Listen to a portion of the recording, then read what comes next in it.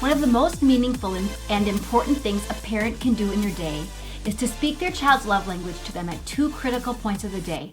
The first one being as the last thing that you do before separating and going your own ways in the morning. Maybe it's to school or to work or to daycare, wherever it happens to be.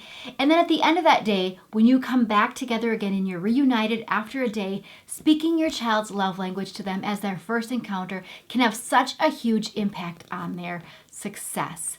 So today, how does this pertain to what we've been talking about? Today, we're going to talk about how you can motivate your child. This is something a lot of parents are asking. No matter what age your child is, as they grow, it might become a little bit different the way you're looking at it. But how can we motivate our children? It's a big question today for our parents, that parents are asking. Well, the number one requirement for this is that if your child's emotional love tank is not filled, it is going to be nearly impossible for them to be motivated. So that's the first thing, is to make sure your child's emotional love tank is filled. So let's talk a little bit about that. How can you help your child to be responsible and to be motivated? There are a couple of ways. Number one is to patiently observe your kiddos. Just stop and watch and pay attention to what their interests are. What are they interested in? What do they enjoy? What do they appreciate? What do they like to do? Take some time to watch what they like to do and encourage your child in that direction. Now, again, the key here is to let the child take the initiative. Sometimes as parents, especially when our kiddos are younger, we want to get them involved in so many things. Maybe we want them to play the violin, or we want them to be in soccer. We want them to do things because we know how much fun and how much enjoyment and just how good it can be for them.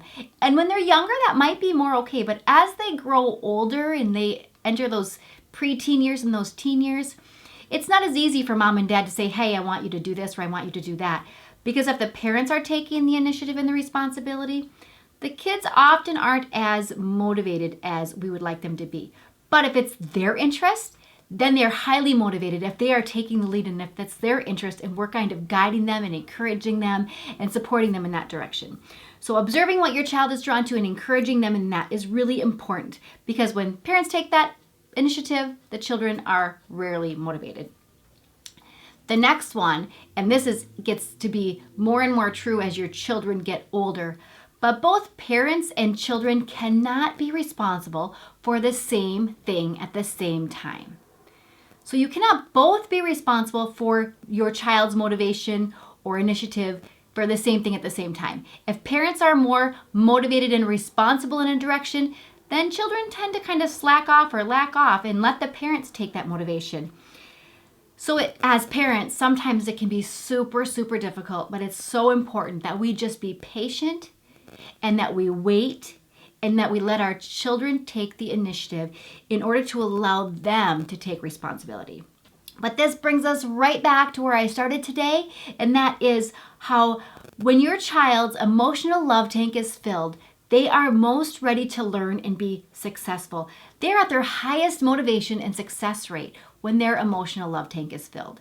And so let's go right back to my first statement today, and that is that last encounter in the morning before separating being a positive experience between the two of you that speaks your child's primary love language to them as a final way of saying goodbye in the morning and as the way of reuniting at the end of the day. And so I encourage you this week to really intentionally pay attention and see how your final interaction in the morning is with your child and the first interaction coming back at the end of the day, and just trying to make that the key points of your day with your child, and just watch and see as your child blooms and grows and is ready for learning. So be encouraged this week. Keep loving on your kiddos. And I encourage you again to get this book. I don't want you to forget about this, because I've just been going through some highlights in this book and it's excellent. This is like the number one book I recommend for parents to read for children of all ages. So again, get this book and we will continue through this study next week. And until then, have a great week, everybody.